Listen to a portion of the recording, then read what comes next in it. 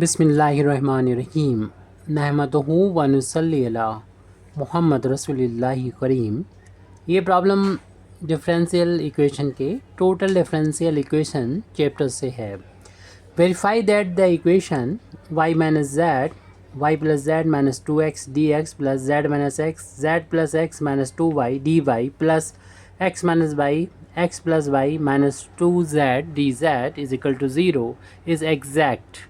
इसको हमें वेरीफाई करना है एंड फाइंड द सॉल्यूशन। उसके बाद ना सॉल्यूशन फाइंड करना है। तो सबसे पहले तो जो गिवन डिफरेंशियल इक्वेशन है उसको हम यहाँ पर लिखेंगे। द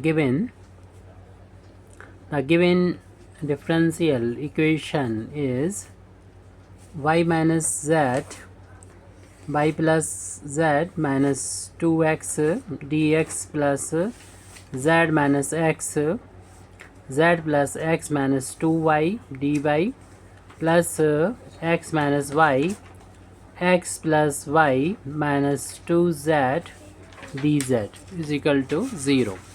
सबसे पहले तो इस इक्वेशन की कंपेयर हम करेंगे p dx plus q dy plus r dz is equal to 0 से। यहाँ पर ये जनरल फॉर्म है total differential equation in 3 variable का, और ये पी क्यू आर जो है वो एक्स वाई जेड के फंक्शन होते हैं। अगर हम कंपेयर करेंगे तो डी एक्स को कोफिशिएंट पी की वैल्यू हमको मिल जाएगी यहाँ पर y minus z and y plus z minus 2x। Q की वैल्यू जो कि डी वाई का कोफिशिएंट है मिलेगा z minus x z plus x minus 2y, और r का जो कोफिशिएंट है x minus y x plus Y minus 2z।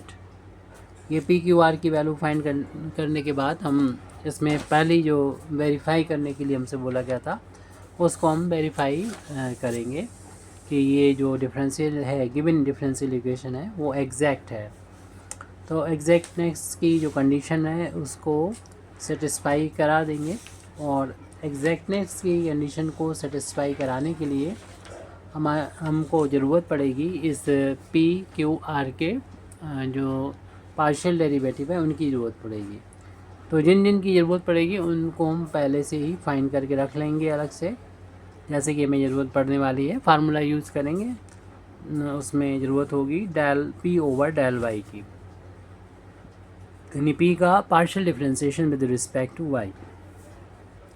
इसको अगर हम यहाँ पर डिफरेंशिएशन करने जाएंगे तो फर्स्ट और सेकंड करते हुए भी यहाँ पर सॉल्व कर सकते हैं, जो दो फंक्शन का यहाँ पर मल्टीप्लिकेशन है। तो फर्स्ट फंक्शन को वैसे लिख देंगे और सेकंड फंक्शन का यहाँ पर डिफरेंशिएशन करने जाएंगे। तो y का y के रिस्पेक्ट में डिफरेंशिएशन तो 1 हो जाएगा, और y के लिए z और x कांस्टेंट होंगे तो इनका डिफरेंशिएशन तो 0, प्लस का साइन है अप्लाई कर देंगे।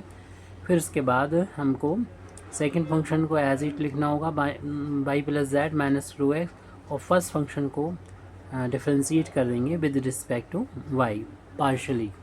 तो y के रिस्पेक्ट में डिफरेंशिएशन करेंगे तो y के रिस्पेक्ट में डिफरेंशिएशन 1 और z का तो डिफरेंशिएशन 0 हो जाएगा, क्योंकि y के लिए z कांस्टेंट है। तो हमारे पास जो वैल्यू मिलेगी वो लिख देंगे 1 आ गया, ये 1 का इसमें इंटू होकर y माइनस जेड ही मिलेगा। ये भी 1 आ गया, 1 का यहाँ पर इंटू होने पर जो मिलेगा वो लिख देंगे, यही वैल्यू मिलेगी y plus z minus 2x। तो यहाँ पर हम देख रहे हैं z प्लस माइनस कैंसिल हो जाएगा, और y ये यहाँ पर हो जाएंगे y 2y हो जाएंगे माइनस के 2x। तो ये वैल्यू हमको मिल गई है del p over del y की वैल्यू मिल गई है। इसी तरीके से हम del p over del z की वैल्यू भी फाइंड कर सकते हैं।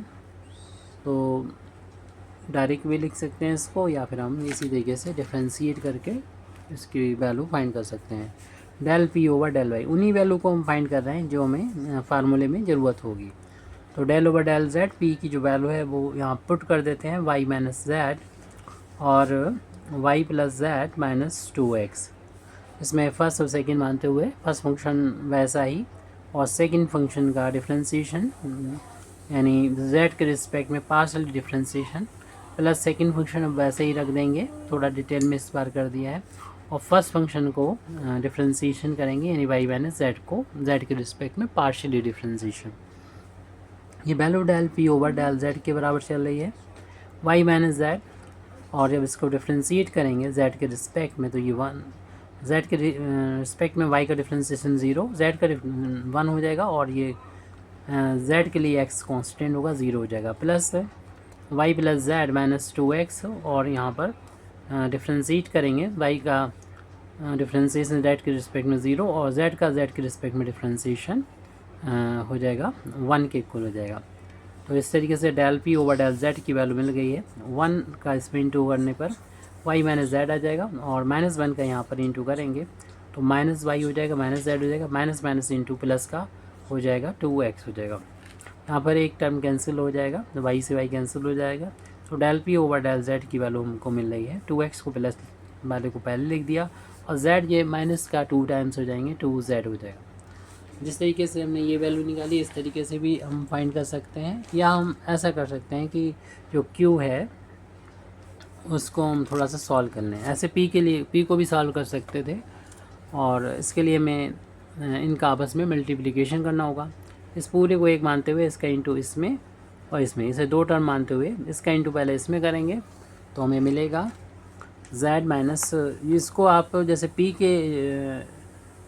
p का हमने पार्शियल डेरिवेटिव निकाला है with respect to y and z, ऐसा आप फाइंड कर सकते हैं। लेकिन हम दूसरी तरीके से भी सॉल्व करके दिखा देते हैं, जो आपको बेहतर लगे उसका यूज़ कर सकते हैं कैलकुलेशन के लिए। देख रहे हैं एक ब्रैकेट में ऐड हो रहा है, दूसरे में सब्ट्रैक्ट हो रहा है, तो फार्मूला लग जाएगा z² माइनस x² हो जाएगा। यहाँ पर अंदर मल्टीप्लाई करेंगे, माइनस का 2yz हो गया, minus minus into plus 2xy हो गया।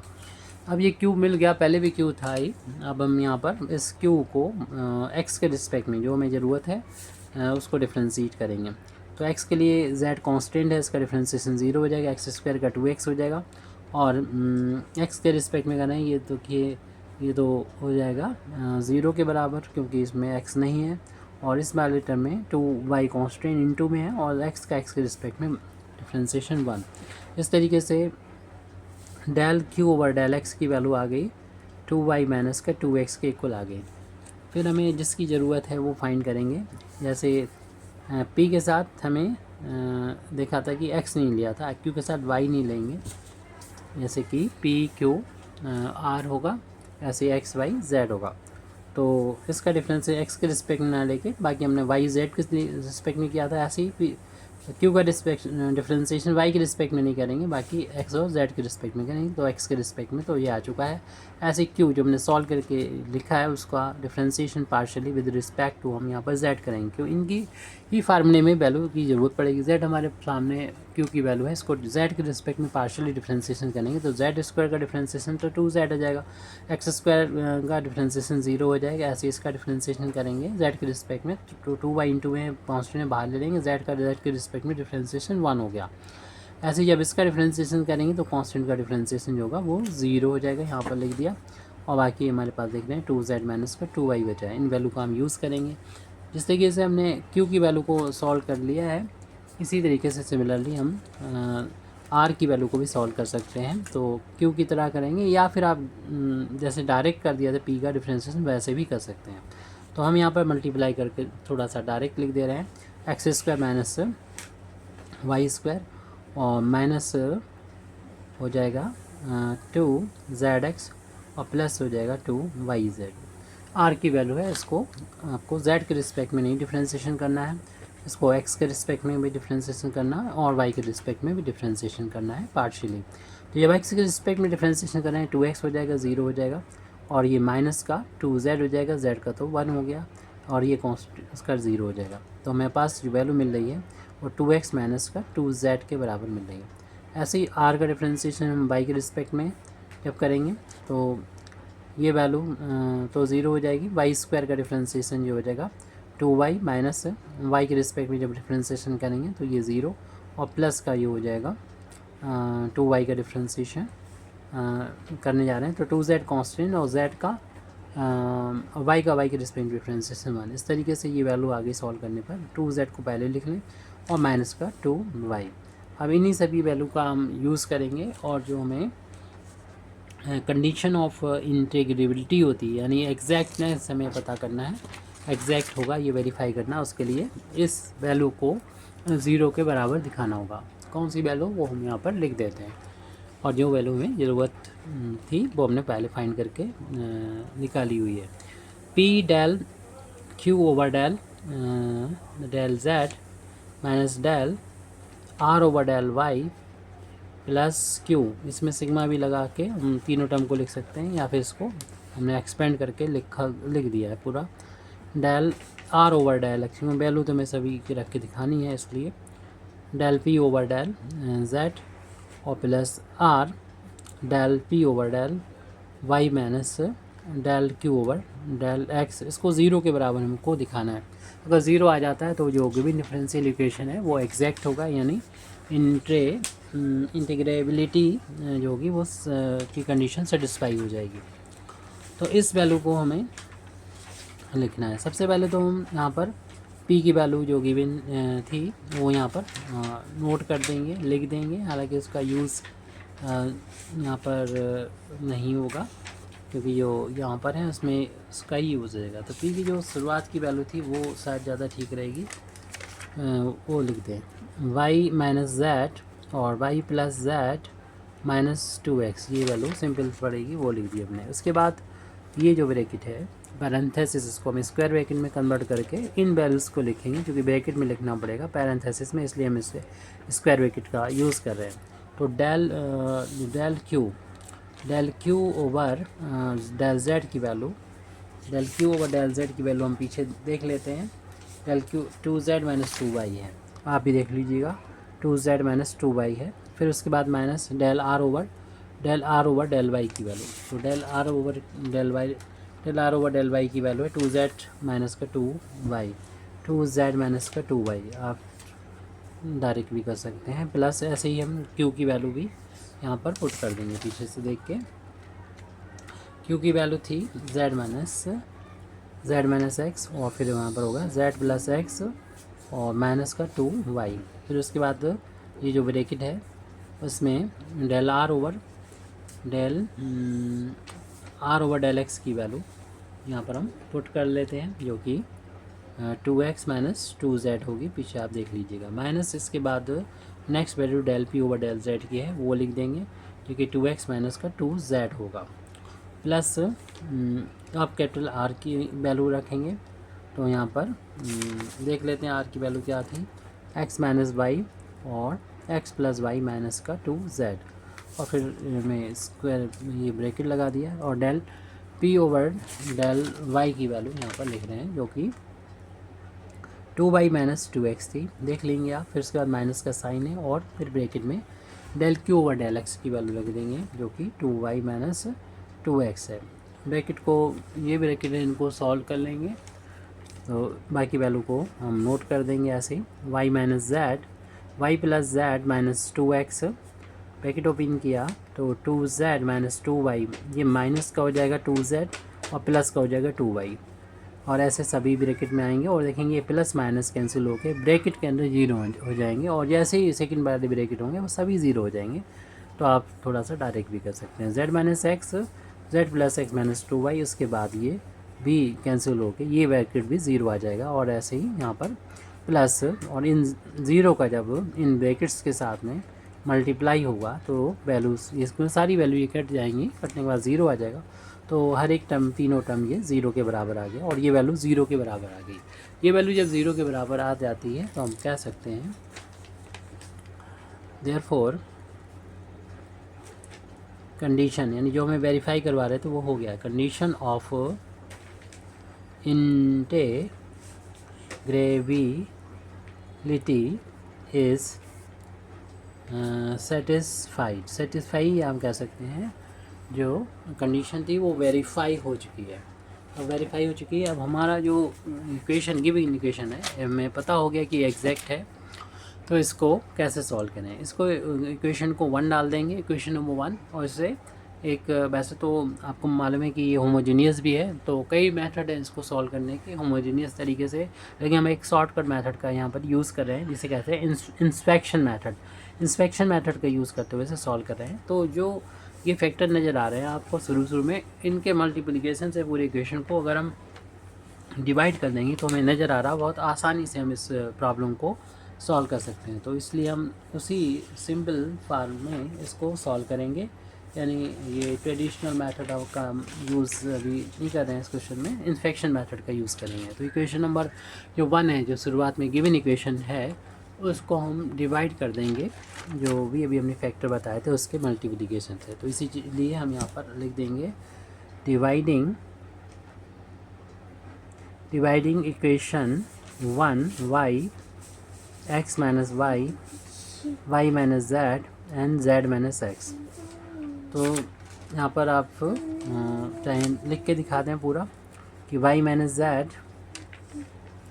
और y plus z minus 2x dx को हम डिवाइड कर रहे हैं x माइनस वाई, या डायरेक्ट भी करके लिख सकते हैं z minus x plus z minus x and z plus x minus 2y dy upon, हम डिवाइड कर रहे हैं x minus y, y minus Z और z माइनस एक्स से। प्लस तीसरा टर्म है, हमारे पास जगह कम है, शायद यहाँ पर आ पाए या ना आ पाए। तो ये है x minus y, x plus Y minus 2z और dz और अपान में x minus y, y minus Z और z minus x. Right hand side में 0 है और 0 को भी हम अगर डिवाइड करेंगे किसी से भी तो वो 0 ही रहेगा, क्योंकि हम डिवाइड कर रहे हैं x minus y, y minus z, z minus x, और ये आपस में बराबर नहीं है तो कोई भी फैक्टर यहाँ पर 0 नहीं है, तो 0/0 वाली कंडीशन नहीं बनेगी। तो यहाँ पर y माइनस जेड से y माइनस जेड कैंसिल हो गया। अब जो बचा है उसको हम इस तरीके से लिखेंगे जैसे कि नीचे जो फैक्टर हैं वो हमारे बन जाएँ। तो यहाँ पर x माइनस वाई है और z माइनस एक्स है। तो इसको इस जैसा बनाने के लिए हमें कुछ करना होगा, यानी हम इस जैसा बनाने के लिए ये कर सकते हैं कि जैसा ऊपर है वैसे नीचे बना लेते हैं। चलिए अब ये समझ में आ जाएगा हम क्या कहना चाह रहे हैं। इसको हम लिख सकते हैं y माइनस एक्स और प्लस z माइनस एक्स से। तो देखिए ये यही चीज़ है, बस हमने लिखने का ढंग जो होगा वो चेंज किया थोड़ा सा। अपान में जो फैक्टर है वो x माइनस वाई और z माइनस एक्स है। ऐसे ही हम यहाँ पर भी करेंगे। ये z माइनस एक्स कैंसिल होने के बाद इसको इस तरीके से बनाने की कोशिश करेंगे कि z माइनस वाई, एक y के साथ z के साथ y कर दिया और दूसरा प्लस का साइन कर लेंगे और x के साथ में y को माइनस कर देंगे। ये डी वाई अपान में x माइनस का y और y माइनस का z प्लस ये x माइनस वाई से x माइनस वाई कैंसिल हो जाएगा। इसको भी हम ऐसे कर देंगे, तो x माइनस जेड हो जाएगा और प्लस y माइनस जेड हो जाएगा। डी जेड अपान में ये हमारे हैं y माइनस जेड, जो भी चीज़ है उसको हम यहाँ पर एज इट लिख दे रहे हैं। राइट हैंड साइड में 0 था वो 0 नोट कर दीजिए। अब देख रहे हैं कि जैसा कि हमारा अब इसको हम सेपरेट करेंगे, ये अपान में ये कर लेंगे टोटल। पहला जो टर्म है y माइनस एक्स, इसके अपान में ये दोनों टर्म ले आएंगे x माइनस वाई और z माइनस एक्स प्लस ये अपान ये टोटल कर लेंगे z माइनस एक्स अपान x माइनस वाई और z माइनस एक्स और dx हो जाएगा। जैसे कि ये किया है वैसे ही हम यहाँ पर भी सेपरेट कर लेंगे, ये टर्म अपान ये टोटल, तो ये हो जाएगी z minus y upon x minus y and y minus z plus x minus y upon x minus y and y minus Z और ये हो जाएगा डी वाई। एक टर्म और बचा हुआ है जिसको हम अगले पेज पर कर ले रहे हैं, वही स्टेप है क्योंकि हमारे पास जगह नहीं है। प्लस यहाँ पर x माइनस जेड के अपान में आ जाएगा y माइनस जेड और y minus y minus Z और z माइनस एक्स होगा। प्लस नेक्स्ट है Y minus z upon y minus Z और जेड माइनस एक्स। तो सेपरेट, और यहाँ पर D Z right hand side में 0। अब यहाँ पर आप कुछ कॉमन चीज़ें हैं जो कि कैंसिल कर सकते हैं डायरेक्ट, जैसे कि जेड माइनस एक्स से जेड माइनस एक्स कैंसिल कर देंगे, ऊपर 1 हो जाएगा। यहाँ पर थोड़ा मॉडिफाई करना पड़ेगा। आप क्या करें, माइनस साइन को यहाँ पर बाहर ले लें, तो ये एक्स प्लस हो जाएगा, वाई माइनस हो जाएगा, और फिर इससे कैंसिल कर सकते हैं, जो हम अगले स्टेप में कर देंगे। फिलहाल अभी जो हम कैंसिल कर सकते हैं ऊपर नीचे कैंसिल कर लिया हमने, और जेड माइनस एक्स। अब बाकी टर्म्स में हम कॉमन ले लेते हैं माइनस। अगली स्टेप शुरू हो चुकी है, हम यहाँ से बात कर रहे थे, यहाँ से माइनस साइन को बाहर निकाल लेते हैं। माइनस बाहर निकालेंगे तो एक्स प्लस हो जाएगा, इसको पहले लिख देते हैं, वाई माइनस हो जाएगा, इसको बाद में लिख दिया। अपान में एक्स माइनस वाई और जेड माइनस एक्स तो चल ही रहा था पहले, प्लस का साइन है, 1 ऊपर बचा है कैंसिल होने के बाद, और वाई माइनस एक्स नीचे, और ये डी एक्स का कोफिशिएंट था, तो 1 अपान हमने एक्स माइनस वाई लिख लिया। ऐसे ही बाकी टर्म में भी हो जाएगा कि हम माइनस बाहर ले लेंगे तो ये वाई माइनस जेड बन जाएगा, ताकि ये फैक्टर जो दूसरा फैक्टर वो इससे कैंसिल हो जाए वाई माइनस, और सिंपल सा हमारा एक डिफरेंशियल इक्वेशन बन जाएगा, जिसको हम आसानी से सॉल्व कर सकते हैं। प्लस अब इस टर्म को लिख रहे हैं, लास्ट टर्म है, प्लस इसमें से माइनस बाहर लिया तो जेड प्लस हो जाएगा और एक्स माइनस हो जाएगा, अपान में वाई माइनस जेड और जेड माइनस एक्स। प्लस का इस टर्म को ऐसे लिख देंगे, वाई अपान में जेड माइनस एक्स और डी जेड। अभी देखिए डी वाई यहाँ पर रह गया था, उसको भी लिख लेते हैं, राइट हैंड साइड में 0 वो लिख दिया है। अब ये एक फैक्टर भी कैंसिल हो रहा है, तो इन फैक्टर्स को जो कॉमन फैक्टर हैं उनको कैंसिल कर देंगे।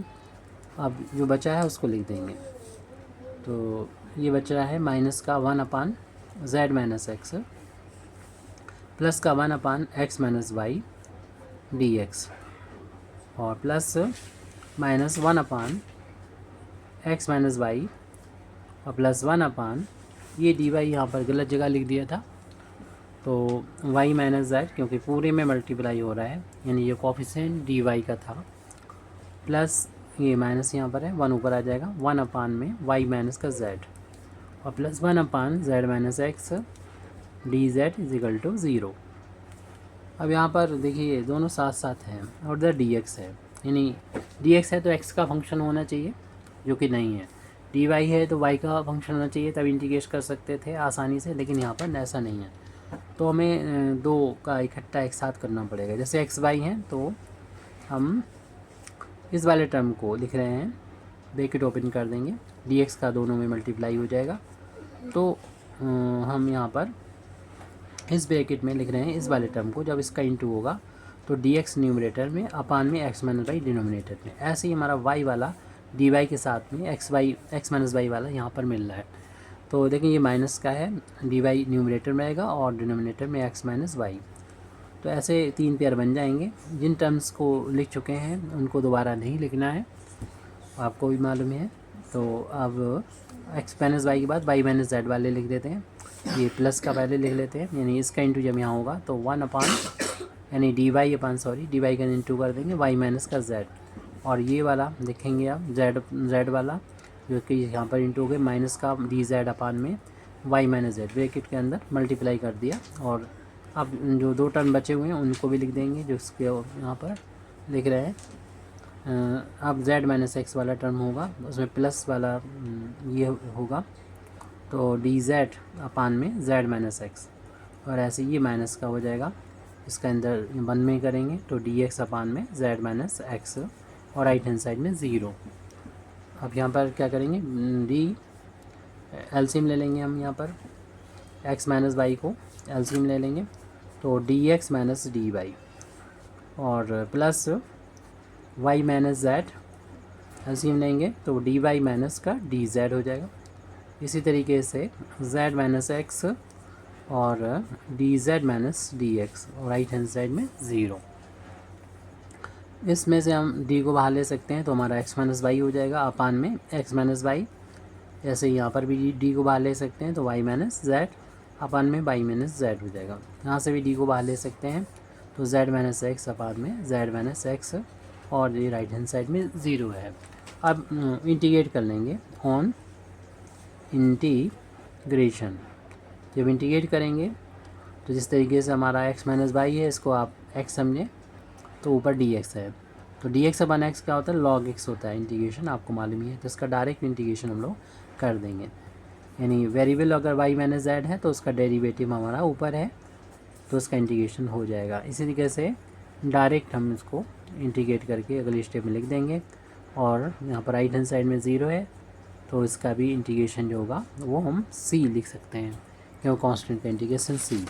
जिस तरीके से आपको मालूम है कि 1/x का इंटीग्रेशन यानी 1/x का इंटीग्रेशन log x होता है, ऐसे ये सारे जो हमारे हैं इंटीग्रल, उनका इंटीग्रेशन आ जाएगा log पहले का x माइनस वाई हो जाएगा प्लस दूसरे वाले का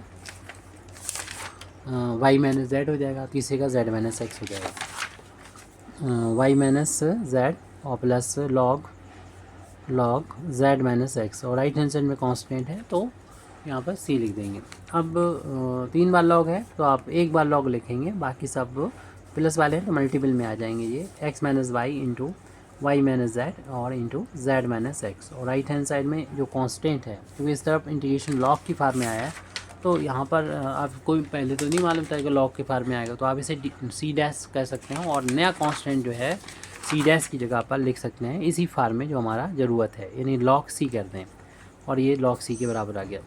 दोनों साइड से एंटी लॉग ले लें, दोनों साइड एंटी लॉग ले लेंगे तो log से log हट जाएगा, तो हमारे पास आ जाएगा x minus Y Y minus Z और z minus X is equal to C. इस तरीके से ये हमारी प्रॉब्लम कंप्लीट हो गई है। Thank you very much Indeed for listening me व आखिर दावाना अल्हम्दुलिल्लाहि रब्बिल आलमीन।